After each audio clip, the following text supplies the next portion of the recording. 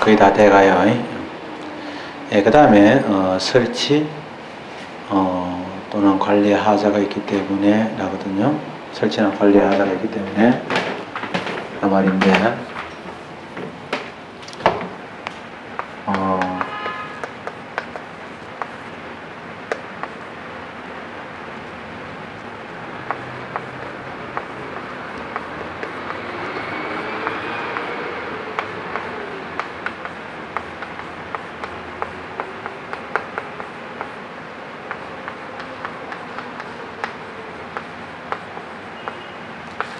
설치나 관리에 하자가 있기 때문에 라고 말하잖아요.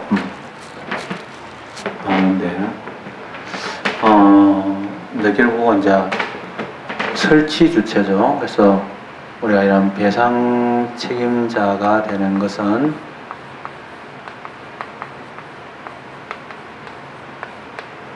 국가나 공공단체죠. 국가나 지방자치단체, 헌법은 국가나 공공단체고 국가배상법은 국가와 지방자치단체인데 이것이 이제 국가나 지방자치단체가 설치의 주체가 될 수도 있고 그 다음에 관리의 주체가 될 수도 있고 나중에 돈을 대는 건 이제 비용부담인데 비용부담의 이렇게 주체로 나눠줄 수 있어요. 근데 국가가 이제 설치도 하고 관리도 하고 비용도 부담하는 게 일반적일 수 있어요. 또 지방자치단체가 설치, 관리, 비용 부담 다 하는 게 일반적이겠지만은 같을 때는 말할 것도 없는 거고요. 이것이 다를 때 어떻게 될 거냐 이런 얘기입니다. 다를 때 그러면 누가 배상 책임자가 되느냐 하는 겁니다. 예, 설치 주체가 다를 때는요. 그럼 이때는 뭐냐면 그 중에 어느 하나를 선택해서 배상을 청구할 수 있어요. 그래서 이러한 선택적 청구가 가능하다.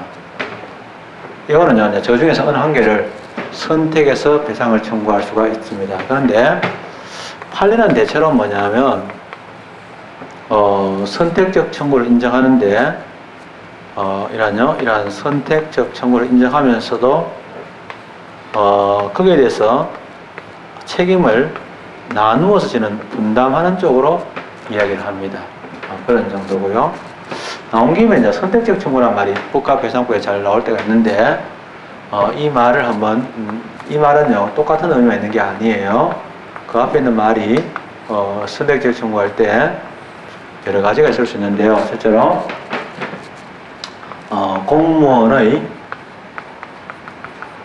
위부한 행위로 인한 손해배상의 경우에는 이런 게 있어요. 아까 전에 말씀드린 대로 원래 배상 책임자는 이러한 국가나 이러한 지방자치단체하고 그 다음 이러한 가해자인 공무원 사이에 선택적 청구가 인정되느냐 할 때는 아까도 말씀드렸지만은 이때는 절충설을 취하죠. 그래서 고의나 중과실의 경우에는 선택적 청구가 가능하지만은 경과실은 가능하지 않다. 이렇게 얘기하잖아요. 이런 의미도 있고요. 또 공무원의 위반에 일어난 손해배상에서 앞으로 여러분들 지방 공무원 되면 언제나 지방에서만 근무하다가 끝나지 않을 수도 있어요. 국가기관에 파견될 수도 있거든요. 그럼 일을 하게 되는데 월급 주는 사람하고 월급을 주는 사람하고 선임주체가 다를 수 있죠. 그래서 이러한 선임주체하고요, 이러한 뽑은 사람하고 이러한 비용 부담의 주체가 다를 때는 어떻게 할 거냐? 이거는요 선택적 청구가 가능해요. 즉 국가가 선임해가지고 지방자치단체에 근무하다가 사고를 냈다 가능해요. 영조물 하자도 갑니다. 아까 전에 영조물에 이러한 하자의 경우인데요. 하자의 경우 방금 얘기했지만은요. 이러한 설치 주체 다르고 관리 주체 다르고 비용 부담의 주체 다를 때 선택적 청구 가능해요. 또 이런 경우도 있어요. 이게 영조물의 하자인지 공무원의 위반 행위도 경합되는 경우가 있어요. 즉 2조와 5조가 즉 2조의 공무원의 위반 행위라는 배상 책임하고 5조가 경합했을 때 뭔 소리냐면 경찰차가 사고를 내서 손해가 발생하게 되었는데 경찰차 자체의 차체의 과실 하자도 있고 또 공무원이 조작에 미스도 있었어요. 그래서 조작에 실수가 있어가지고 갔다. 이때는요 선택 제공 가능해요. 즉 자기가 2조에 의한 배상을 받을 수도 있고 5조에 의한 배상도 받는데 보통 5조로 청구하겠죠. 왜냐하면 뭐 가급적이면은 무과실 책임지기가 좋죠. 고의나 과실 입증 안 해도 좋으니까 되고요. 그 다음에 아까 전에도 말씀드렸지만은 이제 고의나 과실에 대해서는 뭐 고의나 과실을 요할 때는 입증 책임은 원래 원고가 지게 돼 있어요. 이건 이제 됐죠. 설치나 관리에 하자가 있기 때문에 나오고요. 그 다음에 나오는 게 뭐냐면 설치나 관리에 하자가 있다는 때, 자 하자가 있다는 말이 뭐냐 이게 되죠. 그래서 영조물에 설치 관리에 하자가 있다라는 이 말 자체의 의미가 어떤 의미냐? 하자가 있다는 게 도대체 어느 정도냐? 도로에 하자가 있었다. 그럼 도로 때문에 사고가 났다. 이런 소리 하잖아요. 도로가 움푹 파이는 바람에 차가 사고가 났다. 이런 것도 있는데 이거 어떻게 할 거냐 이런 얘기입니다.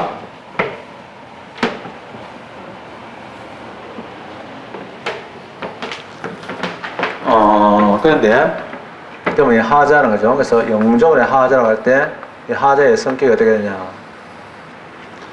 영조물의 하자가 있다고 할 때 하자가 어떤 정도의 의미를 하는 데 대해서는 학설이 세 가지가 있어요. 하나가 뭐냐면 객관설이 있어요.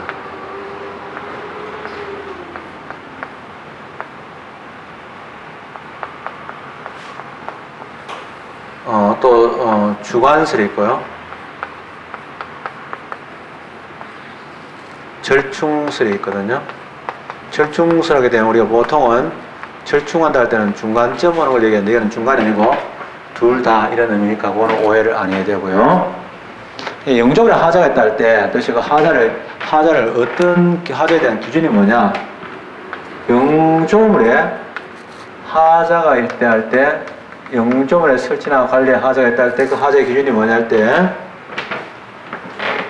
그거는요 그 객관설은 뭐냐면은 영조물 그 자체에 통상적으로 요구되는 통상에서 상식적으로 보통 일반 세상에서 요구되는 이죠. 상식적으로 요구되는 그냥 통상 요구되는 영조물 그 자체가 안전성이 없을 때죠. 이러한 성을 결한 것을 의미합니다. 그래서 안전성을 결하는 것을 우리가 보통은 없다 이렇게 보는 거죠. 그래서 요건데 현재 이것이 우리나라에 다수설하고 이러한 판례 입장이니까 현재 이거는요 정리가 되어 있는 셈이에요. 그래서 안전성을 결했다. 그러나 주관설은요 이거는 어떤 거냐면 기준을 통상적으로 요구되는 안전성을 결했다 할 때 하자가 있다는 말은 이러한 설치를 하거나 이러한 관리하는 이러한 공무원이 있겠죠. 이러한 공무원의 고의나 또는 이러한 과실이 요구되는 것을 얘기합니다. 그래서 고의나 과실이 있을 때 그러냅니다. 설치 관리하는 공무원에게 고의나 과실이 있을 때라는 이런 얘기죠. 그러나 절충설은요 이 둘 다를 얘기합니다. 둘 다 어느 거라도 있으면 다 됩니다. 아무거라도 다 있으면 둘 다 어느 하나만 있어도 된다. 여기 이제 객관식 문제에서는 뭐 이런 상태인데 객관설에 의하면 주관설에 의하면 절충설에 의하면 절충설은 뭐 어느 거나 다 될 수 있는 걸 얘기합니다. 근데 그렇게 되면 이제 잘 알다시피 이제 고의나 과실을 요하느냐 똑같은 얘기인데요. 이런 고의나 이런 과실을 요하느냐 할 때 이거는 고의나 과실을 요하지 않습니다. 이거는 고의나 과실을 요하는 꼴이 됩니다. 그러니까 결과적으로 이거는요 이런 입장에서 의하면 우리가 객관설에 얘기하게 되면 고의나 과실을 요하지 않으니까 고의나 과실을 요하지 않는다 하는 무과실 책임주의가 됩니다. 그러나 이거는요 고의나 과실을 요하기 때문에 과실 책임주의가 되겠죠. 그래서 우리가 이때까지 공부했는 것을 돌아보면 이 경우는 다수라고 판례 입장에 따라서 이야기되어진다라는 것들이죠.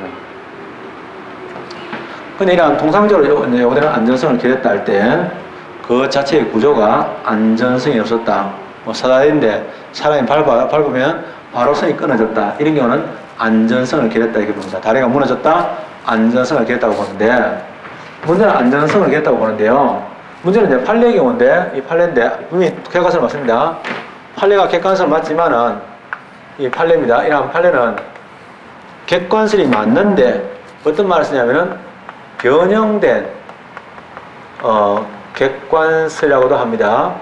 그거는 이제 뭐냐면 판례의 이제 특징인데 변형된 객관설, 객관설 맞습니다. 기본적으로 객관설인데 변형된 객관설이라는 말을 쓰는데 기본적으로 기준 자체는 뭐냐면 우리가 이제 하자에 대한 기준, 하자를 인정하는 기준은 뭐냐면 바로 이제 방금 얘기했듯이 통상적으로 요구되는 안전성이 없는 거죠. 이런 안전성을 결하는 것을 의미합니다. 그건 똑같아요. 방금 얘기했지만 똑같은데 문제는 통상적인 요거는 안전성을 이란 결했다 할 때 이 결한 것에 대한 판단의 이게 이제 통상적으로 대한 안전성이 있다 없다 라고 판단할 때 판단의 요소에 뭐가 들어가냐면 그 당시에 이러한 설치하거나 이러한 관리하는 이러한 공무원에게 그 자체를 자기들이 알고 미리 예방할 수 있느냐, 예방이란 말도 쓰는데 방어인데 이런 방어가 바로 예방인데 이러한 예방을 얘기합니다. 예방의 가능성이 있느냐 하는 걸 그 요소에 포함을 시킵니다. 그래서 우리가 이제 사례 같은 데 보면 뭐 3일 전부터 폭설이 내릴 거라고 예고가 되었다 이렇게 말할 때는요 바로 방어의 가능성 때문에 그런 문장을 집어넣는 거예요. 그래서 방어의 가능성이 있었다. 근데 이것만 보는 게 아니고 그 도로의 물적인 형상이나 상태도 보지만 그 당시에 그 도로라는 것이 도로로서 존재하는 게 아니라 도로 위에 관리하는 공무원들, 직원이 존재하는데 그러한 직원들이 통상적으로 요구되는 안전성을 갖고 있느냐 없느냐 이게 핵심이 된다 이런 얘기입니다. 그래서 그렇게 되더라. 이런 내용도 나오죠. 그래서 하자란 말은 저런 의미로 쓰이더라. 그래서 이것도 알아두면 좋습니다. 그래서 꼭 판례를 읽어보셔야 되고요. 그 다음에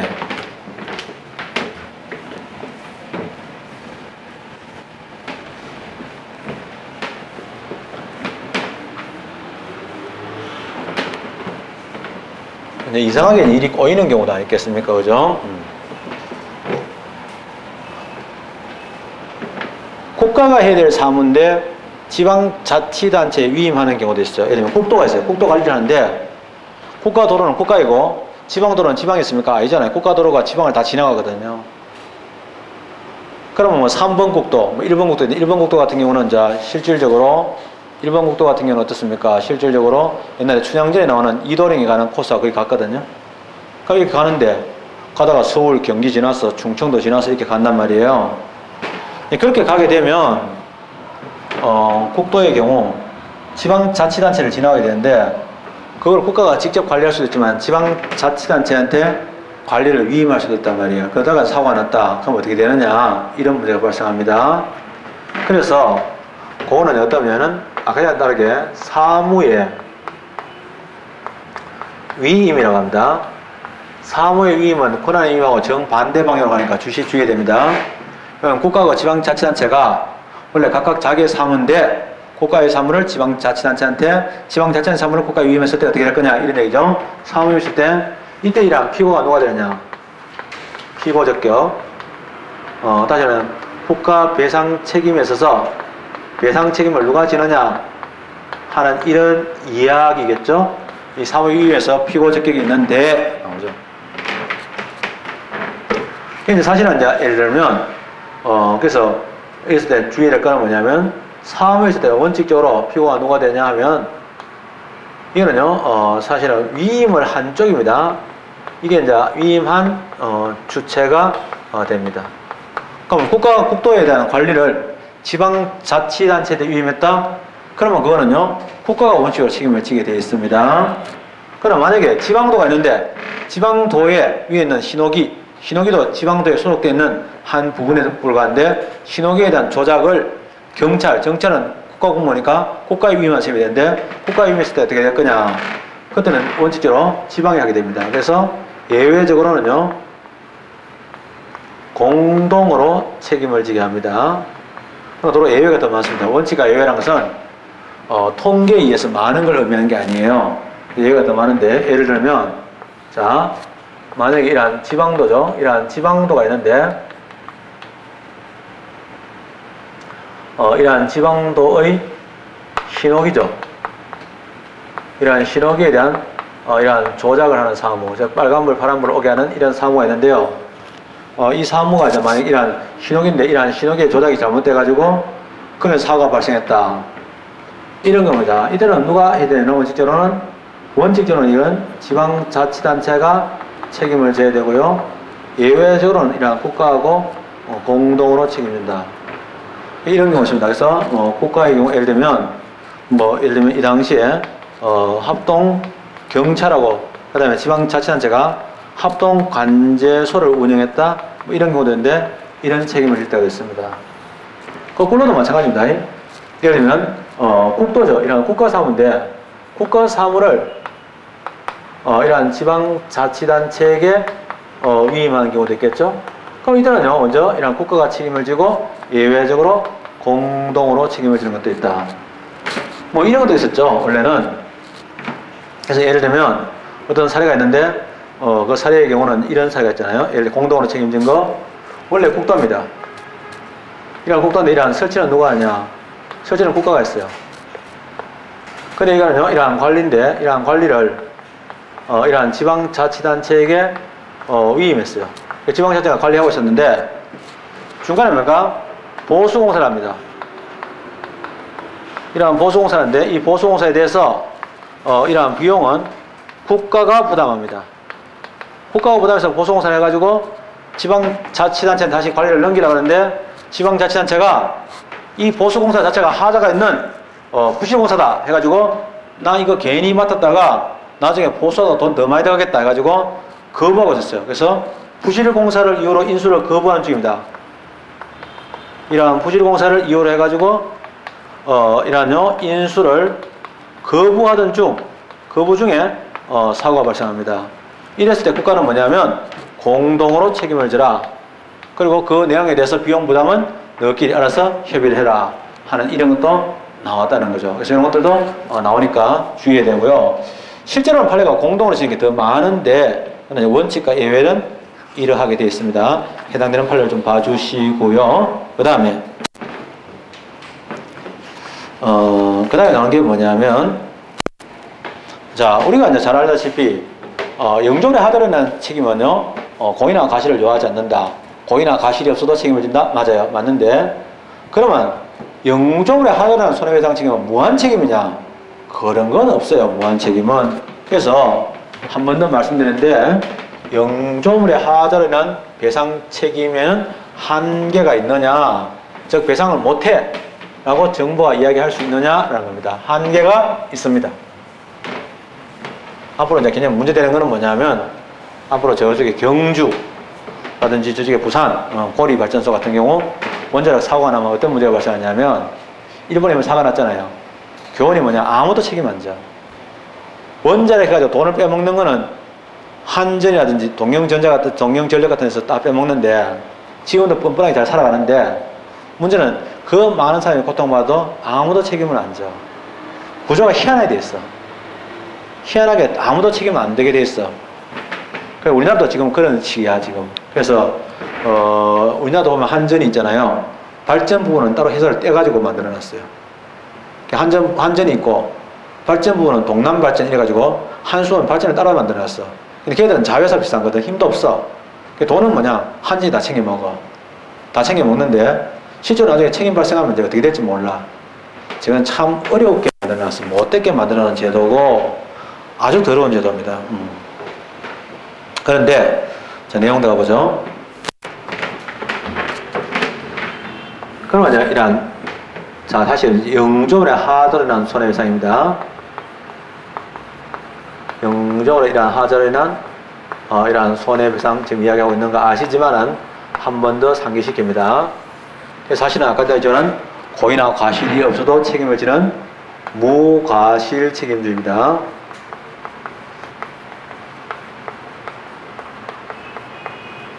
맞거든요. 그래서 한 번 더 얘기할 때 고의나 과실을 요하지 않는다. 고의나 과실이 없어도 책임을 진다 이거죠. 근데 문제는 그러니까 무과실 책임이면은 고의나 과실이 없어도 책임지는 책임의 한계가 없느냐 나옵니다. 책임의 한계. 책임의 한계가 당연히 있습니다. 한계가 있다는 거죠. 책임의 한계란 말은요, 책임을 지지 않는다는 뜻입니다. 그러니까 한계가 있는데 그게 바로 뭐냐면 바로 불가항력적인 일들입니다. 불가항력. 영어로 act of God인가? 그렇죠. 그래서 불가항력적인 일들은 책임을 지지 않는다. 불가항력은 책임을 지지 않는다는 거죠. 그냥 불가항력에 해당하느냐 안 하느냐 이게 중요하죠. 그래서 이런 불가항력인데 불가항력에 해당하면 바로 이 말은요, 책임의 한계에 해당한다는 얘기고, 그러면요 이러한 국가가 배상을 하지 않는다는 뜻입니다. 그러면 불가항력에 해당하지 않는다 라는 말은 책임의 한계에 해당하지 않고 국가가 배상을 해준다는 뜻입니다. 주의해줘야 돼요. 말이 한계란 말 자체가 아까 부정적인 의미가 포함되어 있는데 나오죠. 그럼 해당하느냐 해당하지 않느냐 굉장히 중요한데요. 문제는 뭐냐면 우리나라 판례가 중요하죠. 그럼 우리나라에서 판례가 국가 배상을 안 할 수 있다. 즉 국가 이제 소위 말해서 불가항력에 해당한다고 본 판례가 있어요. 그게 바로 뭐냐면 많지 않아요. 얘기를 외워야 되는데 그게 뭐냐면 뚝을 넘어가지고 홍수가 나서 뚝을 넘어가지고 물이 범람하는 바람에 결국은 많은 피해가 발생했다. 국가가 책임을 지느냐 할 때 그럼 상대방이 또 뚝을 더 높였어야지. 그럼 뚝을 어디까지 높였어야 되느냐? 만리장성사듯이 할 수는 없잖아요. 그럼 어느 정도 높이냐 할 때 100년간의 홍수 통계를 봐가지고 그 통계보다도 최고치보다 3cm 더 높여야 합니다. 이걸 보고 이제 계획 홍수라고 하는데요. 이러한 계획 홍수위, 이러한 계획 홍수위를 초과했을 때는요, 이거는 뭐냐면 불가항력으로 이해를 합니다. 그런데 그것이 아닌 나머지 있죠. 예를 들면 우리가 먼저 1시간에 600ml 되는 집중호우, 이거는요 오늘날 예상 가능한 걸로 봅니다. 또는 뭐냐면 홍수, 장마, 일반적인 홍수입니다. 여기서 말하는 일반적인 홍수 같은 것들은 아닙니다. 장마, 뭐 이런 것들도 물론 아니죠. 이런 것들은 그게 속하지 않는다. 그래서 중요한 것은 계획 홍수를 초과한 건데 100년의 기록을 넘어섰을 때는 그렇게 되더라라는 것이죠. 그 다음에 이제 아까 전에 우리 교과서 보면은 전국적인 배상 책임자란 말이 나오는데요. 전국적으로 이제 아까 전에 설치, 그다음에 비용 부담 뭐 등등 했을 때 누가 전국적으로 최종적으로 누가 책임져야 되나에 대해서는 현재 우리나라 대법원의 판례가 개별 검토를 그때 판단해보고 정할 수밖에 없다 이렇게 이야기를 하고 있는 거죠. 이런 이야기가 거의 다입니다. 다고요. 뭐 다른 내용들은 없습니다. 그래서 구제나 이런 절차가 모두 똑같다 이렇게 말씀드릴 수 있습니다. 책을 잠깐 보면은요,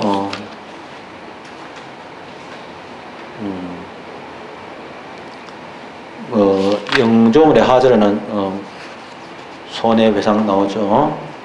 나오는데 614페이지 보면은 공공의 영조물 이미 했고요. 인것 아닌 것 되는데 민법 제758조에 공작물의 하자 담보 책임할 때 그거보다는 넓은 개념이다 이런 얘기를 하죠. 그 다음에 아까 전에 이미 봤지만은 영조물 인것 아닌 것 판례까지 봐주시면 좋겠고요. 그 다음에 넘어가서 판례 나오죠. 영조물의 설치관리상의 하자인데 판례가 거의 똑같은 판례가 반복되지만 다시 따라 한번 보면은 1번 판례 도로의 설치 또는 관리의 하자는 도로의 위치 등의 장소적인 조건, 도로의 구조, 교통량, 사고 시에 있어서의 교통사정 등 도로의 이용 상황과 그 본래 이용 목적 등 제반 사정과 물적 결함의 위치, 형상 등을 종합적으로 고려하여 사회 통념에 따라 구체적으로 판단하여야 할 것인 바 도로의 설치 후 제3자의 행위에 의하여 그 본래의 목적인 통행상의 안전에 결함이 발생한 경우에 도로에 그와 같은 결함이 있다는 것만으로 성급하게 도로 보존상의 하자를 인정하여서는 안 되고 당해 도로의 구조, 장소적 환경과 이용 상황 등의 제반 사항을 종합하여 그와 같은 결함을 제거하여 원상으로 복구할 수 있는데도 이를 방치한 것인 여부를 개별 구체적으로 심리하여 하자의 의무를 판단해야 된다. 그 다음에 시험상 기념 많이 나온 판례가 2번에 나옵니다. 승용차가 편도 2차선의 국도를 진행하다가 반대편 진행 차량의 바퀴에 튕겨 승용차 앞 유리 창을 뚫고 온 새 파이프에 맞아가지고 이게 그 다음에 사망한 경우 국가가 손해배상 책임을 인정하지 않는다. 이거 굉장히 유명한 판례고 작년도에 출제가 굉장히 많이 됐던 것들이죠. 그 다음에 3번 판례도 거의 똑같은 내용인데 요거는 이제 잘 알다시피 변형적인 객관성이라는 말을 이해하는데요. 국가회사법 제5조에 정해진 영조문의 설치관리 하자는 영조문이 그 용도에 따라서 통상 갖춰야 할 안전성을 갖추지 못한 상태에 있음을 말하는 것이며 객관성 맞죠? 그런데 다만 영조문이 완전 무결한 상태에 있지 아니하고 그 기능상 어떠한 결함이 있다는 것만으로 영조문의 설치관리에 하자가 있다고 할 수 없고 이와 같은 안전성의 구비 여부를 판단함에 있어서는 당의 영조문의 용도, 설치 장소의 현황 및 이용 상황 등의 재반 사정을 종합적으로 고려하여 설치 관리자가 그 영조문의 위험성에 비례하여 사회 통념상 일반적으로 요구되는 방호 조치 의무를 다했는지 여부를 그 기준으로 삼아야 될 것이다. 이때 이런 방호 조치 의무를 다했느냐 하는 점도 사실은 그 요소에 포함시키고 있는 거죠. 예, 그 다음에 나오고요. 그 다음에 나오는데 중요한 거는 아까 전에 이제 이야기할 때 공무를 할 때요. 이제 예를 들면 정부가 있잖아요. 예를 들면 그 하천이 있으면 이렇게 하천을 이렇게 무너지지 않게 방지하는 것을 옹벽이죠. 옹벽인데 이런 옹벽에 대해서 설치 중에 있는 옹벽은요 영조물로 보지 않습니다. 아직까지는 국민에게 제공되지 않으니까 보지 않는다. 이것도 상당히 중요하죠. 넘어가서 5번에 보면 관리청이 하천법 규정에 의해서 책정한 하천 정비 기본계획에 따라 개수를 완료한 하천 또는 개수 중이라 하더라도 개수를 완료한 부분에 있어서는 계획 홍수량 및 계획 홍수위를 충족하여 하천이 관리되고 있다면 당초부터 계획 홍수량 및 계획 홍수위를 잘못 책정하였다거나 이를 시급히 변경해야 될 사정이 있음에도 불구하고 해태하였다는 등 특별한 사정이 없는 한 그 하천은 용도에 따라서 통상 갖춰야 될 안전성을 갖추고 있다고 본다. 이 말이죠. 그 위에 4번 판례도 마찬가지입니다. 이건 아주 유명한 밑에서 세 절에 보면은 휘경 빗물 펌프장 및 신임원 펌프장의 설치가 시설 규정에 부합한다면 설치장에 하자가 없다 하는 이런 판례가 나온 적도 있습니다. 넘어갑니다. 그 다음 678페이지 나온 판례가 아까 전에 말씀드린 원래 그 광역시가 점유 관리하는 일반 국도인데 그 다음에 구간 봉사구장을 대행했다가 하는 겁니다. 예, 그랬을 때 너끼리 분담해라 하는 그런 이야기도 나오고요. 그 다음에 오른쪽에 국가하고 지방자치단체 각각 달랐을 때 판례도 나오는데 하나 주의할 거는요 이런 건 있습니다. 고속도로라고 하는데 우리가 보통 이제 고속도로인데 고속국도죠. 정확하게는 고속국도인데 현재 고속국도는요 이 설치는 누가 하느냐? 설치는 국가가 하죠. 물론 뭐 사설국도 말고요 맥컬이라고 해가지고 그 희한한 미국에 있는 그게 이명박이 정권에서 굉장히 많이 지금 임대가 되고 있는데 그거 말고 설치는 국가가 하는데 현재 고속도로는 관리는 누가 하냐면 도로공사가 해요. 그래서 이런 설치 때문에 하자가 발생하면요 이런 국가 배상이 되지만은 도로 관리는 뭐냐면 관리의 경우는 이건 뭐냐면은 민사배상입니다. 그러나 이제 가끔 가다가 판례가 국가배상 판례에서 같이 그냥 나옵니다. 왜냐하면 어차피 우리 판례는 국가배상도 민사사건으로 보기 때문에 큰 차이를 생각 안 하고 출제를 할 때도 있습니다. 그 다음에 이런 것도 있습니다. 잘 알겠지만은 판례 사건들 중에는 시간이 남으니까 좀 이야기하는데요. 크게 두 가지가 유명한 판례가 있는데 또 무슨 판례가 있었냐면 먼저 그 앞에서 이제 이렇게 물건이 떨어져 있어요. 화물이 적재대가 떨어져가지고 그것 때문에 사고가 났단 말이에요. 사고가 났는데 사실은 고속도로 가면은 고속도로 순찰하잖아요. 15분 또는 20분 간격으로 15분 전인데 떨어졌단 말이야. 근데 자기들이 사진을 보니까 5분 전인가 10분 전에 떨어진 거야. 근데 그걸 몰랐어. 그 뒤에 오는 차가 박아가지고 사고가 났단 말이지. 거기서는요, 배상 책임이 없다는 판례가 있어요. 왜냐하면 국가가 그거를 할 때 뭐 15분이나 20분 단위로 하는데 그 뭐 몇 분 만에 그걸 제거하기는 힘들다 하는 그런 판례가 있고요. 그래서 15분인가 뭐 그래요. 15분에서 이내인 경우는 국가가 배상 책임을 지지 않는다 하는 이런 판례가 있고요. 또 이런 것도 있어요. 산길이 있는데, 도로가 있는데, 그게 이제 뭐냐면, 순찰하는 게 8시까지 순찰하게 돼 있어요. 그래서 순찰하는데, 그 이제 순찰하다가, 진행할 때는 아무 문제 없었어. 근데 겨울인데, 이제 시골 가보면 알잖아요. 시골인데, 이게 동네에 집이 하나 있었겠지. 있는데, 이게 갈 때 아무 문제 없었거든.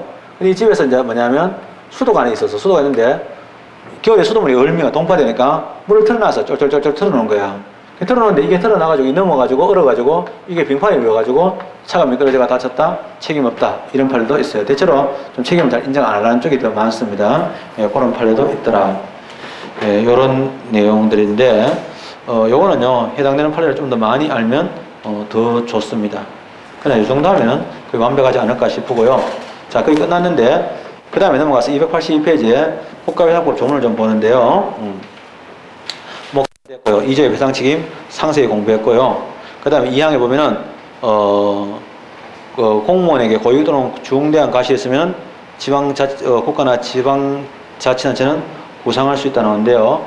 이러한 구상에 대한 규정은 헌법에 됐습니다. 그래서 굉장히 중요하고요. 그 다음에 구체적으로 누구한테 배상한다 이 말 없고요. 배상 기준 나오죠. 자, 3조인데요.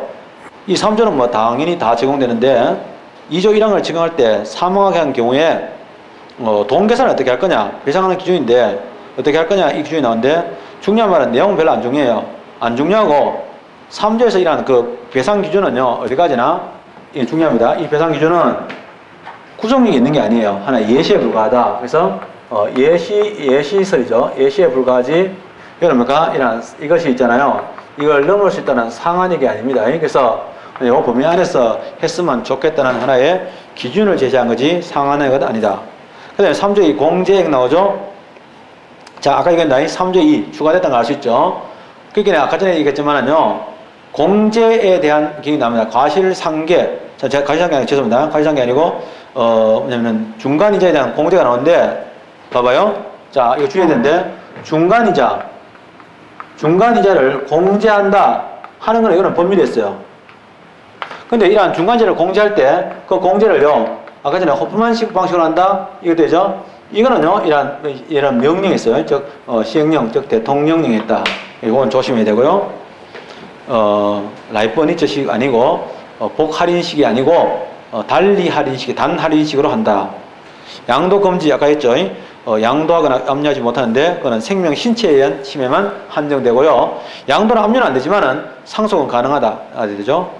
그 다음에 공공시설의 하자 등으로 인한 책임 나오죠? 영조물. 다 이야기되어 있고 그 다음에 2항에 보면은 손해의 원인에서 책임일자가 따로 있으면 국가나 지방자치는 그자에게 구상할 수 있다. 그래서 성수대교 과거에 동아건설의 책임 있죠. 그래서 동아건설이 책임을 지고 망했죠. 그 다음에 비용 부담자에 대한 책임 나오고요. 외국인에 대한 상호보정주의 나오고 그 다음에 8조에 보면은 배상 책임에서 법에 규정된 사항 외에는 민법에 따른다. 명무역정이 있죠.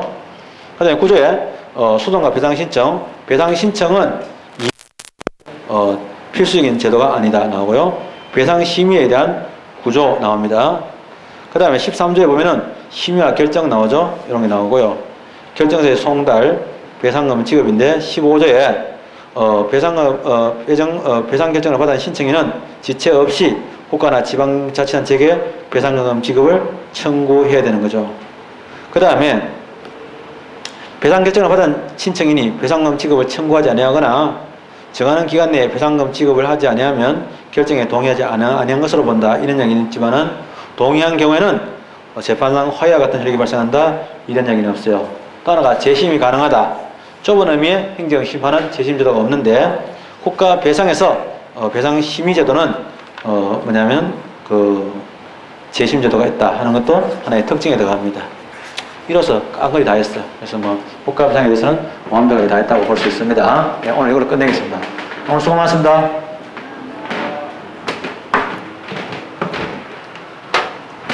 국가 배상법은 얼마 안 되죠, 솔직히. 이거 있잖아요. 조문 깔끔하게 한번 읽어보면 좋은데 배상에 대한 세부적인 어떤 기준은 별로 필요 없는 거예요.